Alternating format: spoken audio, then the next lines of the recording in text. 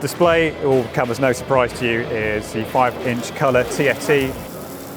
Oh, if we look up here, we seem to have some water feature.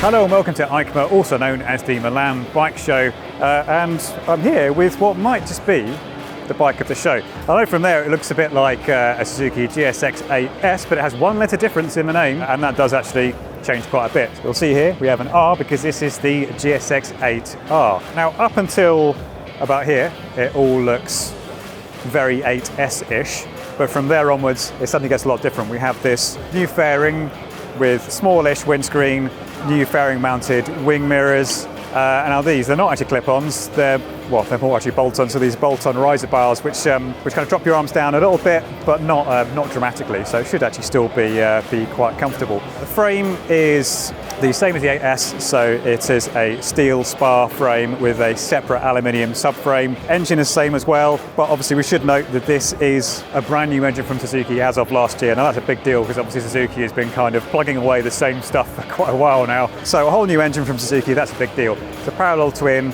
with a 270 crank to give an offset firing order, 776cc, and there's a balancer shaft in there as well, just to keep things a bit nice and smooth. And it's an engine we've been really impressed with in the 8S. It's surprisingly revvy for a twin, so in this kind of sporty-ish package, it actually should be really good. And we'll throw a leg over, and then we'll discover that actually the riding position is still fairly upright. You are a bit leaned forward, but not too bad. I think you could do some pretty decent mileage on this, and you're not going to go and have to see the osteopath afterwards. Display, it will come as no surprise to you, is the 5-inch colour TFT.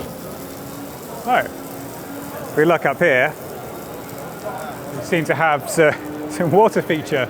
I'm glad that was over there and not over here. Right, well, I've had filming interrupted by some strange things in the past, but never a surprise waterfall erupting from the ceiling of a warehouse. But anyway, the show must go on. We'll carry on talking about this bike, even though everyone's very excited about the sudden eruption of water. In terms of the chassis, we still have 310mm twin discs at the front, squeezed by 4-piston Nissan calipers. Single 240mm disc at the back as before, but interestingly they have actually changed the suspension. Now, you wouldn't have been surprised, like say for example the Honda CBR-650R, which has the same suspension setup pretty much as the naked CB650R. They've actually felt they should change this. A few reasons for that. Suzuki do think that a few people, not a massive amount of customers, but a few will want to take it on track, and also because you are set a bit more forward, that changes the weight distribution, so they thought, yeah, suspension needs to change as well. So instead of the KYB suspension, we now have a fork and shock from Showa, preload adjustable at the back, non-adjustable at the front. You can't expect too much fanciness in the suspension department for this kind of price, but it has been tuned to be, yeah, a bit sporty with the 8S, a bit less comfortable, but yeah, still I would have thought soft enough to make sort of a gentle tour in it quite possible. So it's a 776cc parallel twin, has a 270-degree crank, as so many twins do now, to give an offset firing order and more of a V-twin-like character. It makes just over 80 brake horsepower. It's quite a nicely revvy engine actually, as we found in the 8S. I think in a sportier setting it should be, yeah, a really enjoyable engine.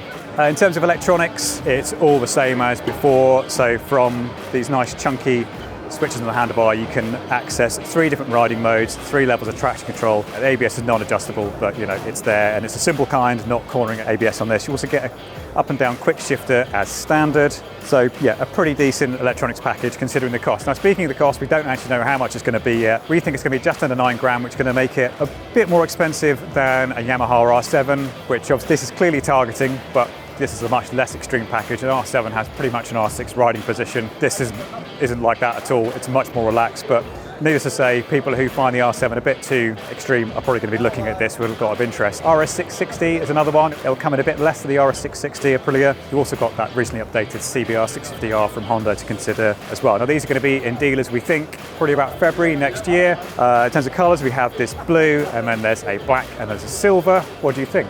Would this tempt you away from something more extreme like the R7 or even Honda's CBR650RR recently resurrected? We've just seen that as well. There's another video on that which you can watch soon. Or would you rather stick with the naked 8S? Let us know in the comments down below. Now, if you want to see more stuff from the Milan Bike Show, make sure you subscribe to Visordown YouTube. You can also head over to Visordown.com, where we've got every major reveal from the bike show for your viewing pleasure. Bye.